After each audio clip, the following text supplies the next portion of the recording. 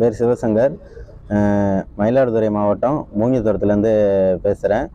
அதாவது மாட்டு பொங்கல் மாடுகளுக்கு மாலை விடுமாக இதை நாங்கள் செஞ்சுக்கிட்டு இருக்கோம் பாரம்பரியமாக. எங்கள் தாத்தா காலத்துலேருந்து எல்லாம் செஞ்சுக்கிட்டு இருக்காங்க.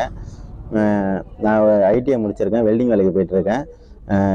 அதாவது எங்கள் பாரம்பரியம் அழியக்கூடாதுங்கிறதுக்காக எங்கள் அப்பாவோட சேர்ந்து ஒரு 3 மாதமாக கடுமையாக வெல்டிங் வேலைக்கு போகாமல் இந்த வேலையை நான் பார்த்துக்கிட்டு இருப்பேன், நெட்டி மேலே கோத்துக்கிட்டு இருப்பேன். இதாவது கிட்ட ஒரு 5 குடும்பம், எங்கள் கூட்டு குடும்பம், எங்களுக்குள்ளே நாங்கள் கோத்துக்கிட்டு இருக்கோம். அதை பாண்டிச்சேரி போயிட்டு இந்த நெட்டி எடுத்துகிட்டு வருவோம். அதுக்கப்புறம் காரைக்கால் போயிட்டு இந்த தாழம்பூ நார், அந்த நாரை எடுத்துகிட்டு வந்து அதேமாரி கும்பகோணம் போயிட்டு பட்டு ரசாயம் வாங்கி தான் இதுக்கு நாங்கள் செய்கிறோம்.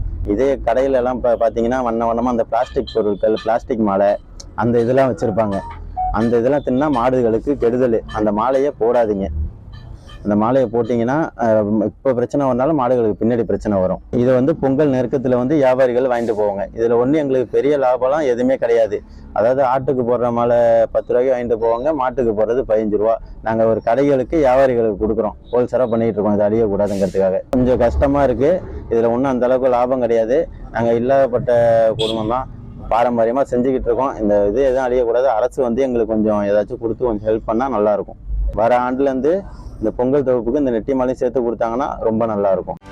செய்திகளை உடனுக்குடனும் துல்லியமாகவும் தெரிந்து கொள்ள சப்ஸ்கிரைப் பண்ணுங்க.